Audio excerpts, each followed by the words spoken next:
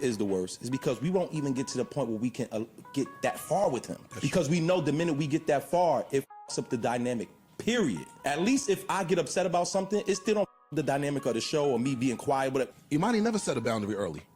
And I told him that was your problem. That's where you true. I was like, yo, you played along with things that you were not cool with. No, that's not true. That's a good point. No, that's not true. You did. That's not true. What you hear on the main feed is only part of the picture. A recent Patreon episode of the Joe Budden podcast has now surfaced, dropping a bomb that's forcing fans to rethink the entire dynamic of the show. Today, we're diving into the leaked confrontation that exposed a massive double standard, resurfaced deeply personal wounds, and revealed the strategic moves being played out behind the microphones. Here's the heart of the matter. The conflict ignited because the cast called out a clear imbalance. They claim that Ice routinely shuts down jokes and halts conversations, but never faces the same scrutiny himself.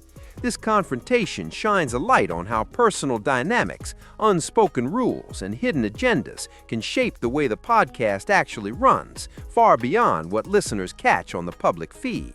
And I get the most upset up here or the maddest up here, but I ain't never tried to fight none of y'all over some said on. Here's the key twist. Emanny and the others didn't hold back. They directly called out Joe Budden for engineering this ice wall.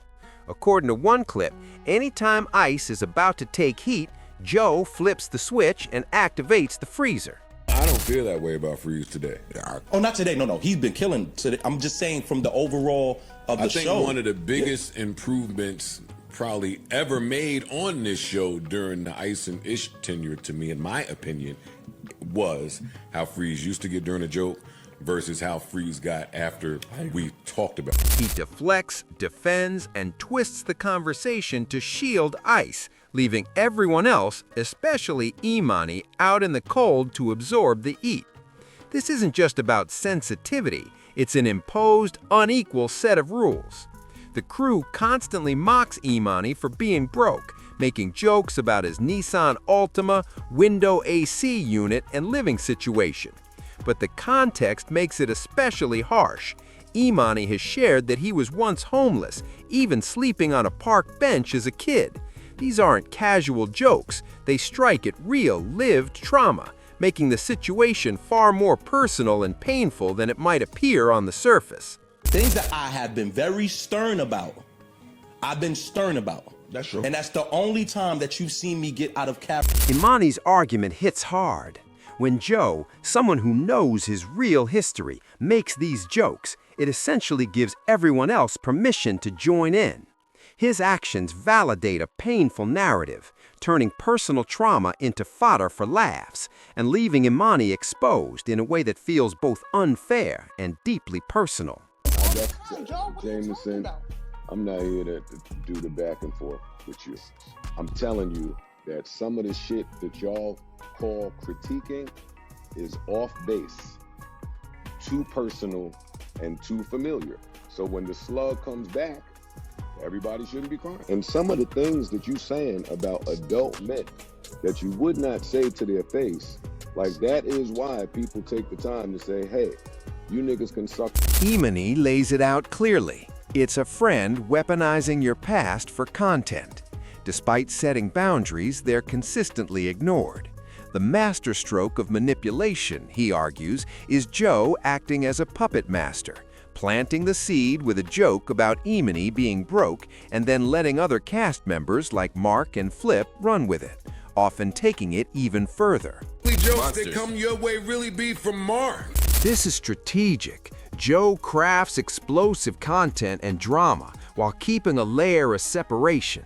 He plants the narrative, lets others escalate it, and occasionally sits back as the mediator. The cast becomes divided, content over chemistry versus chemistry over content, turning their conflicts into fuel for the show.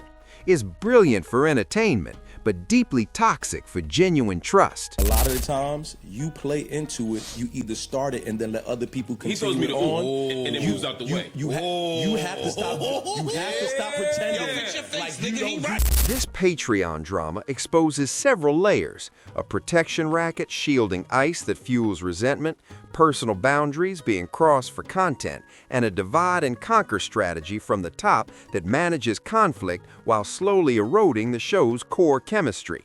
It wasn't just an argument, it was a crack in the foundation, highlighting the tension between running a successful business and maintaining a functional friend group. The big question? Was this just a pressure release or the first sign of a deeper rupture? Is Joe Budden a strategic genius, or is the dynamic turning toxic? Is ICE truly protected, or just better at setting boundaries? Share your thoughts in the comments, and for more deep dives into podcast culture and behind-the-scenes drama, hit subscribe and ring that bell.